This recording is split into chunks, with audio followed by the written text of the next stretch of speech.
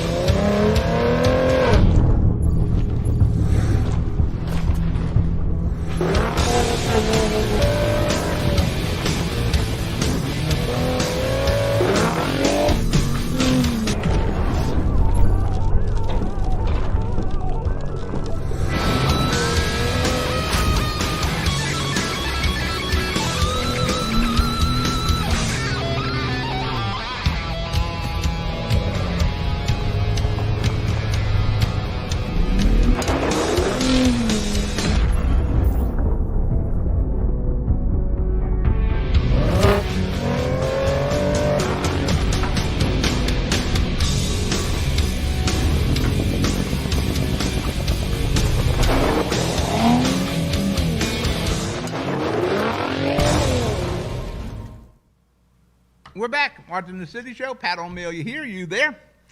Now, my Jersey City Council recently passed a resolution, 9-0, by the way, which is very, very rare at the city council meetings in Jersey City these days, asking the city of Jersey City and the state of New Jersey to divest themselves of their fossil fuel stocks. You know, stocks they have in Exxon, Mobil, BP, whatever. Yeah, it makes for a nice soundbite, but resolutions mean nothing. They're not binding. The only way they're binding if you ate them. They mean nothing. Hey, for that matter, all the years I covered the council, I hated resolutions because they did nothing. They were not enforced. They were not enforceable. They're not binding to anything. They would hold up the city council meeting. There would be discussion on it, and people would have to talk about the resolution. Stop doing the resolutions. Just stay with ordinances. Yeah, if you want to do resolutions, do that separately somehow. Don't hold up the business of the council. Like I said, made for a nice soundbite, nice photo op, and he went 9-0. And after they were done, all 9 of those council people got in their cars and drove away. So I don't know how concerned they were with fossil fuel at that point. But like I said in the opening of the show, I don't buy into the climate change science about the ice caps melting. This Earth has gone through numerous cycles, ice ages to floods. You know, every religion has some sort of a flood in there. You know, you want to believe in Noah, that's fine, but there's a flood somewhere. Everybody, we lost Atlantis. What happened to Atlantis? Flooding, earthquakes. The Earth is constantly going through change. You know, I remember back in the 70s, the ozone's got a hole, we're all going to die. You know, people were worried about they couldn't get hairspray at some point. We were going to do away with aerosol cans. So I never personally bought into it. Like even on the news shows, when they say, well, today the temperature is 98 degrees, and the record was in 1816 when it was 104. Well, it was hotter in 1816 than it is now. And we weren't driving around with cars, and humans weren't making that much of an impact on the climate back then. So there's always, we're not setting, very seldom do we set any new weather records. They've all been set. And one of the reasons they're talking about the climate change is flooding and hurricane seasons coming, that sort of thing.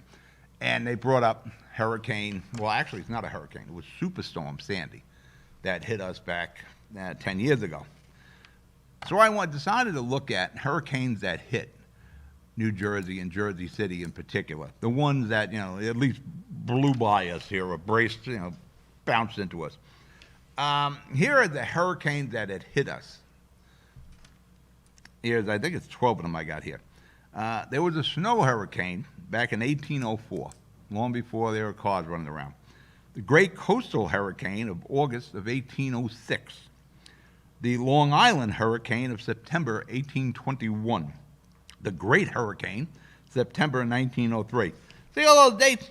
Long before cars. So cars weren't the issue. Fossil fuels, 1903, probably the only fossil fuel we were using back then was a limited kerosene, probably. The Great New England Hurricane of September 1938. The Great Atlantic Hurricane of September 1944. Hurricane Connie, August of 1955. Hurricane Diane, August of 1955. There's a double whammy there. Hurricane Donna in 1960. This is the first of the hurricanes in my lifetime.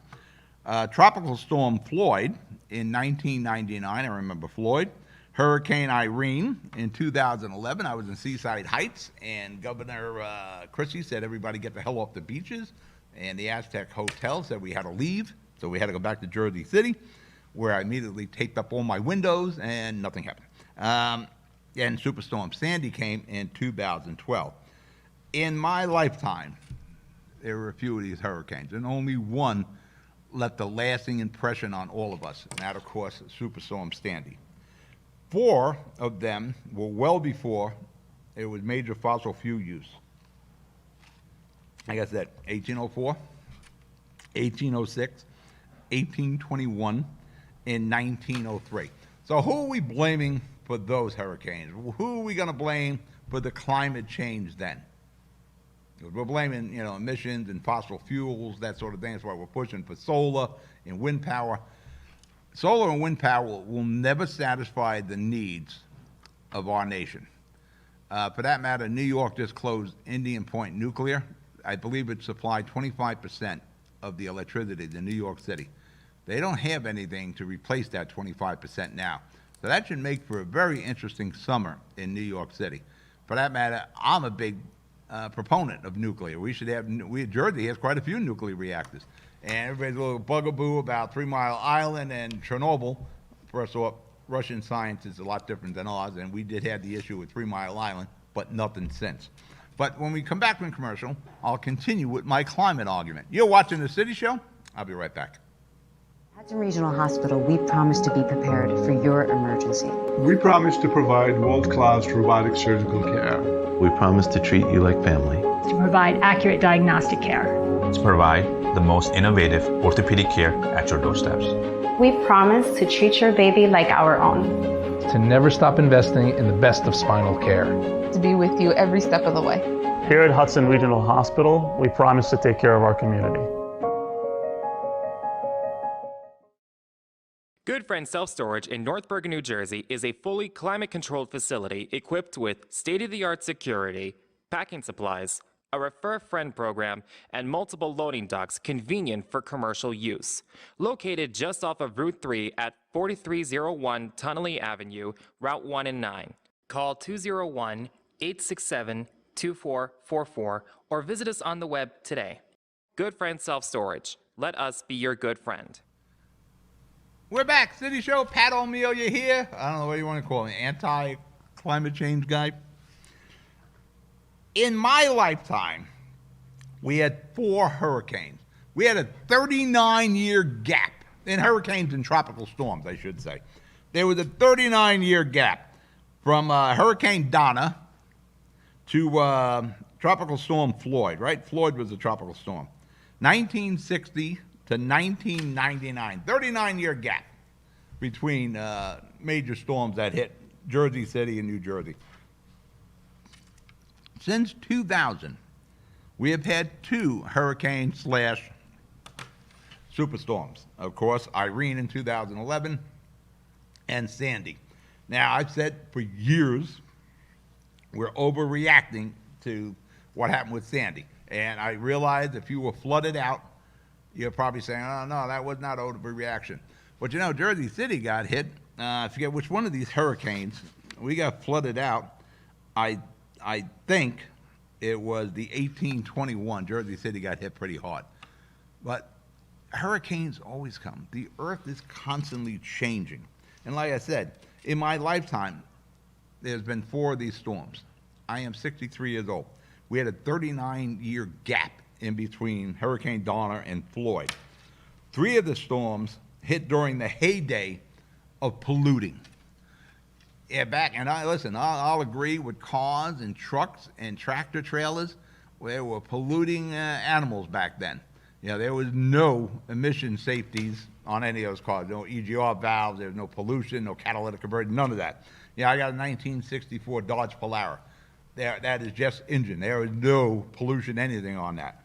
But we've come a long way from that, from the 50s and the 60s. Starting in the 70s, we started changing. We put the mandates in, and I've seen those changes in the environment from the 70s.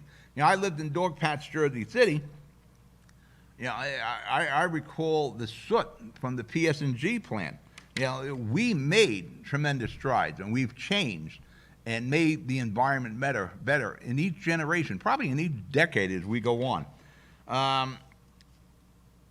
There were major emission efforts made in 1999, 2011, and 2012, and we still have those storms. Cars burn a lot cleaner than they did. Tractor trailers, I come from the transportation industry. That's where I was before I got into radio and TV back in the 90s. Trucks are a lot cleaner than they used to be. They're not belching smoke like they used to. The United States of America, we contribute about 15% of the world's pollution. China alone is about 1/3 of the world's pollution. But I've seen the improvements of the efforts the government has made, municipality has made, people have made to make it a cleaner world. When I was a kid, the Hackensack River, I grew up Dogpatch, Jersey City, the foot of St. Paul's Avenue. I remember that was some dirty water. The only thing that lived in that water is what we call killies. Now, there's real fish in there. There are crabs in there. You know, you can eat the crabs. I remember years ago, they would say, don't eat anything out of that water. If you caught a crab back in the 70s or 80s, it was friggin' toxic. That's all changed. You can actually see through the Hackensack River. Back in the old days, we had the PS&G coal plant, at the end of West Side Avenue. And there used to be soot on the cars. Everything was soot. But that changed coming in the 70s. They put these, filters on, and then it became cleaner and cleaner. Now they closed it down. I grew up across the river from Copper's Coat. Down the street from my house was a division of Copper's Coat. There was pollution everywhere. I grew up jumping up and down on 55-gallon drums that were buried all around Dog Patch. For that matter, they figured they found Hopper in Jersey City. They used sonar detection in the ground. They found what they believe is 55-gallon drums, and one of them contains Hopper, right under the Skyway on SIP and Route 109. I'm sure they found lots of 55-gallon drums buried there. Years ago, that was Trailmobile, the tractor-trailer manufacturer. 55-gallon drums of whatever could be buried. Jersey City was an industrial area, but that's all changed. And that changed because of the people, the government, the municipalities, everybody made an effort. And you can see it from decade to decade to decade. I don't think we have to go so extreme. I think we need to continue the same course. I don't believe we're not affecting the climate like, when was the last time you seen smog? I remember smog when I was a kid. That's gone anymore. I remember California used to have smog. They had smog alert days. We don't have that anymore. We've made the difference. Fossil fuel, we are the largest producer of fossil fuel. We are an energy leader in this world. We need to stay that way, but we need to do it smart, and we need to do it clean, but we don't have to go overboard about it. All right, you're watching The City Show. We're going to break for commercial. I'll be right back. Pan & Pinto Properties, Jersey City. Shaping the workplace with state-of-the-art office spaces that address your company desires. Building residences that define your home environment, adjacent to all modes of transportation with on-site parking available. The right address, the right lease. Call 201-521-9000 or visit online at panandpintoproperties.com. Pan & Pinto Properties, building Jersey City for everyone. Newport, the luxury waterfront community on the Hudson River, offers the quality of life you deserve in 10 high-rise rental towers with amenities such as the on-site Newport Path subway, light rail and ferry service, Newport Town Square, 3 playgrounds, dog run, upscale restaurants, retail giants like Sears, JCPenney, Macy's, and Target. Morton Williams Supermarket is just outside your front door. A health and fitness club, spa, skating rink, and medical facilities are also on site. NewportNJ.com. Enjoy the New York skyline from Newport Town Square. Manhattan is just one path stop away or quick ride through the Holland Tunnel. Nursery and private elementary schools all on site. 12-screen movie theater at the Newport Center Mall. Want to visit Newport? Stay at the Westin or Marriott Hotel. Go to NewportNJ.com for details. Newport has luxurious towers, great restaurants, shopping, New York skyline views, schools, playgrounds, a marina and yacht club, gym, spa, fine wine, fine living. It's incredible. It's you. NewportNJ.com. Newport. Live like you want.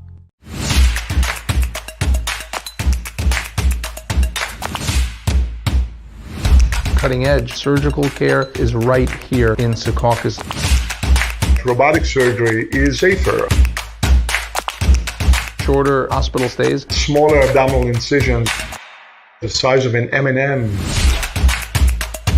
Here at Hudson Regional, we provide world-class robotic surgical care. A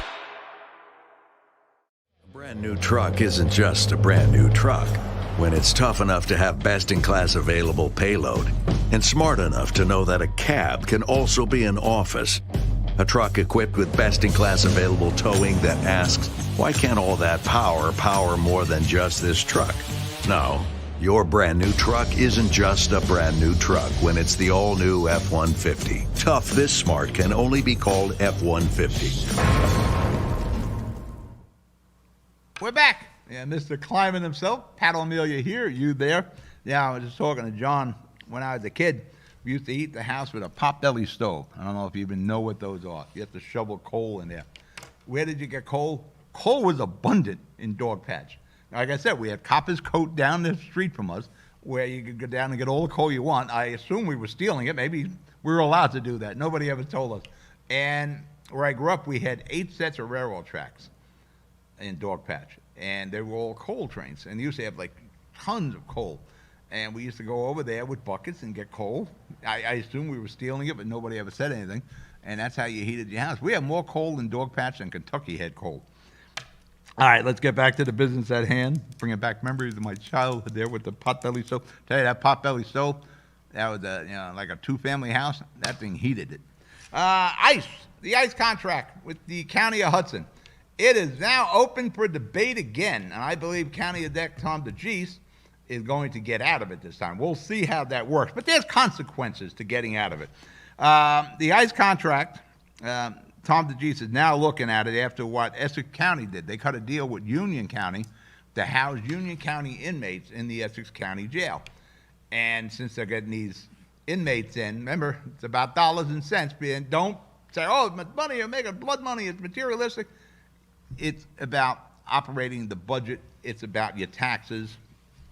So what Essex did, they're going to take the inmates from Union County, and they got to make room in the jail, so they're getting out of the ICE contract, which is good PR for them, and they're still getting paid. That kind of blindsided Hudson County, because Hudson County, unbeknownst to most of us, was also trying to cut the same kind of deal. And of course, Tom DeGeese would have probably made the same decision. All right, we're getting Union County inmates. The ICE contract is over. But I think Tom DeGeese is figuring, well, listen, if Essex out of it, let's see if we can get out of it. So I'm almost going to guarantee you, somewhere we're going to put a definitive end to the ICE contract here in Hudson County. This turn of events it's a real opportunity to revisit that ICE contract, but there are consequences here. And like I said, from what I'm hearing, Anthony Benieri, the commissioner of the commissioner's chair, he wants to get out of it. Tom DeGeese wants to get out. I think Tommy said there was going to be a termination date somewhere along the line. But there are consequences. Now, the real solution to all this is President Biden, how he is going to handle this going forward the next 4 years. ICE is still going to lock up people who are here illegally and have committed crimes. And they're going to go somewhere. Now, if you don't have a jail, an ICE contract detention center, whatever you want to call them, in Hudson County or Essex, these individuals are going to go somewhere. So somebody locked up in New Jersey or in New York or in New York City, if there isn't a place in Hudson County or Essex County, then they're going to go somewhere else. It could be Arizona. And one of the good things about the jail here in Hudson County, that loved ones and friends and their legal representation, they weren't that far away, whether those were in New Jersey or in New York. You could get to Kearney, where the jail is, rather easily. It's actually bus service to the county jail. So there was a matter of convenience. Again, I doubt if ICE is getting out of the business. Maybe, again, this is all up to Biden. But as long as ICE is still locking people up, they got to go somewhere. And if it isn't in Kearney or Hudson County or Essex County or wherever, it goes further and further away. And that becomes a real inconvenience for those people who are incarcerated. Again, they're far from their loved ones, they're far from their friends. But in the bottom line, it's really a federal issue. The federal government's got to figure out how they want to handle it. But left to County Exec Tom DeGeese and the Hudson County Commissioners, they'll end that ICE contract. All right, we're out of show. You be good, you be safe. I'll talk to you during the week. Good night.